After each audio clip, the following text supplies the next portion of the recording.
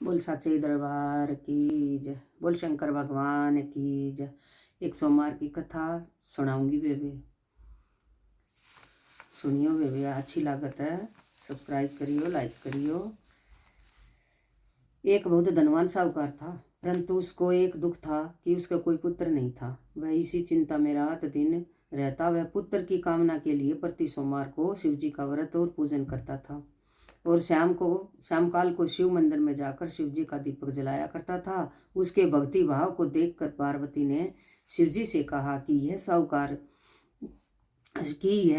साहूकार आपका अन्य भक्त है और इसकी मनोकामना पूर्ण करनी चाहिए। शिव जी ने कहा, हे पार्वती, यह संसार कर्म क्षेत्र है। जैसे किसान खेत में जैसा बीज बोता है वैसा ही फल काटता है, इसी तरह इस संसार में जैसा कर्म करते हैं वैसा फल भोगते हैं। पार्वती जी ने अत्यंत आग्रह से कहा, महाराज, जब यह आपका अनन्य भक्त है और इसको अगर किसी प्रकार का दुख है तो उसको अवश्य दूर करना चाहिए, क्योंकि आप सदैव अपने भक्तों पर दयालु होते हैं और उनके दुखों को दूर करते हैं। यदि आप ऐसा नहीं करेंगे तो मनुष्य आपकी सेवा तथा व्रत क्यों करेंगे। पार्वती जी का ऐसा आग्रह देख शिव जी भगवान कहने लगे, हे पार्वती, इसके कोई पुत्र नहीं है।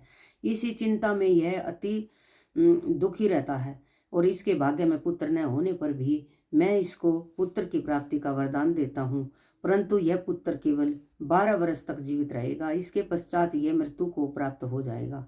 इसके अधिक में और कुछ इसके लिए नहीं कर सकता। यह सब बातें साहूकार सुन रहा था। इससे उनको न कुछ प्रसन्नता हुई और न ही कुछ दुख हुआ।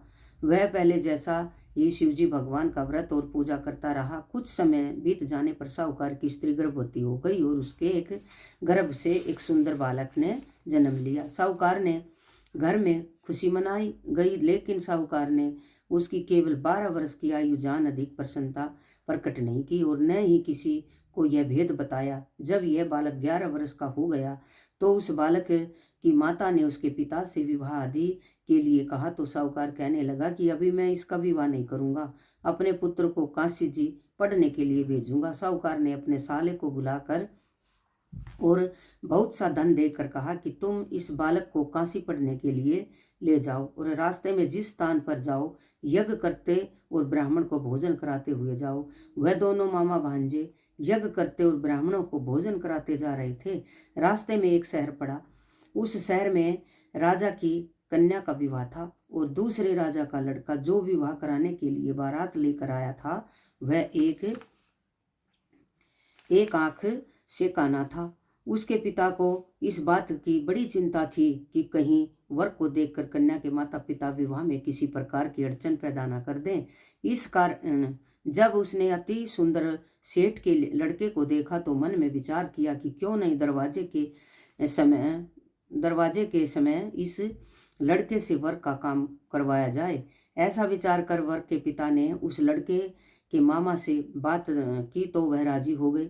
उस लड़के को वर के कपड़े पहना तथा घोड़ी पर चढ़ा दरवाजे पर ले गए और सब कार्य प्रसन्नता से पूर्ण हो गए। वर के पिता ने सोचा, यदि वर के कार्य भी इसी लड़के से करा लिया जाए तो क्या बुराई है। ऐसा विचार कर लड़के और उसके मामा ने कहा, यदि आप फेरों और कन्यादान के काम को भी करा दे तो आपकी बड़ी कृपा होगी और मैं इसके बदले में आपको बहुत धन दूंगा।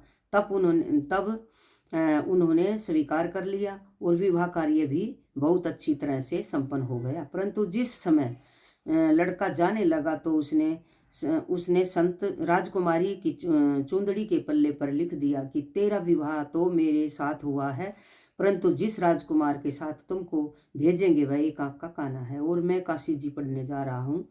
लड़के के जाने के पश्चात उस राजकुमारी ने जब अपनी चुंदड़ी पर ऐसा लिखा हुआ पाया तो उसने राजकुमार के साथ जाने से मना कर दिया और कहा कि यह मेरा पति नहीं है, मेरा विवाह इसके साथ नहीं हुआ, वह तो काशी जी पढ़ने गया है। राजकुमारी के माता पिता ने अपनी कन्या को विदा नहीं किया और बारात वापस चली गई। उधर सेठ का लड़का और उसका मामा काशी पहुंच गए। वहां जाकर उन्होंने यज्ञ करना और लड़के ने पढ़ना शुरू कर दिया।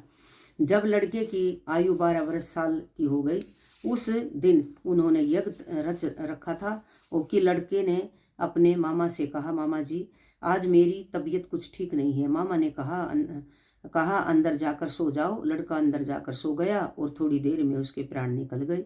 जब उसके मामा ने आकर देखा तो वह मुर्दा पड़ा है तो उसको बहुत दुख हुआ। उसने सोचा कि अगर मैं अभी रोना पीटना मचा दूंगा तो यज्ञ का कार्य अधूरा रह जाएगा। अतः उसने जल्दी से यज्ञ कार्य समाप्त कर ब्राह्मणों के जाने के बाद रोना पीटना आरंभ कर दिया। संयोगवश उसी समय शिव पार्वती जी उधर से जा रहे थे। जब उन्होंने जोर जोर से रोने की आवाज सुनी तो पार्वती जी कहने लगी, महाराज कोई दुखिया रो रहा है, इसके कष्ट दूर कीजिए। जब शिव पार्वती ने पास आकर देखा तो वहां एक लड़का मुर्दा पड़ा है। पार्वती जी कहने लगी, महाराज यह तो उसी सेठ का लड़का है जो आप के वरदान से हुआ है। शिव जी कहने लगे, हे पार्वती, इसकी आयु इतनी ही थी, सो भोग चुका। तब पार्वती ने कहा, हे महाराज, इस बालक को और आयु दो, नहीं तो इसके माँ बाप तड़प तड़प कर मर जाएंगे। पार्वती जी के बार बार आग्रह करने पर शिव जी ने उसको जीवन वरदान दिया और शिव जी की कृपा से लड़का जीवित होगा। तब वह लड़का और मामा उसी प्रकार यज्ञ करते तथा ब्राह्मणों को भोजन कराते अपने घर की ओर चल पड़े। रास्ते में उसी शहर में आए जहाँ उसका विवाह हुआ था। वहां पर आकर उन्होंने यज्ञ आरंभ कर दिया तो उस लड़के के ससुर ने उसको पहचान लिया और अपने महल में ले जाकर उसकी बड़ी खातिरदारी की, साथ ही बहुत दास दासियां सहित आदरपूर्वक लड़की को और जमाई को विदा किया। तब वह अपने शहर के निकट आए तो मामा ने कहा कि मैं पहले तुम्हारे घर आकर खबर कराता हूँ। तब उस लड़के का मामा घर पहुंचा तो लड़के के माता पिता घर की छत पर बैठे थे और यह प्रण कर रखा था कि यदि हमारा पुत्र सकुशल लौट आया तो हम राजी खुशी नीचे आ जाएंगे, नहीं तो छत से गिर अपने प्राण त्याग देंगे। इतने में उस लड़के के मामा ने आकर यह समाचार दिया कि आपका पुत्र अपनी पत्नी के साथ बहुत सा धन लेकर आया है। तो उसे विश्वास नहीं आया। सेठ ने आनंद के साथ उसका स्वागत किया और बड़ी प्रसन्नता के साथ रहने लगे। इसी प्रकार से जो कोई भी सोमवार का व्रत करता है और इस कथा को पढ़ता या सुनता है उसकी समस्त मनोकामनाएं पूर्ण होती हैं। बोल सच्चे दरबार की जय, बोल शिव पार्वती माता की जय।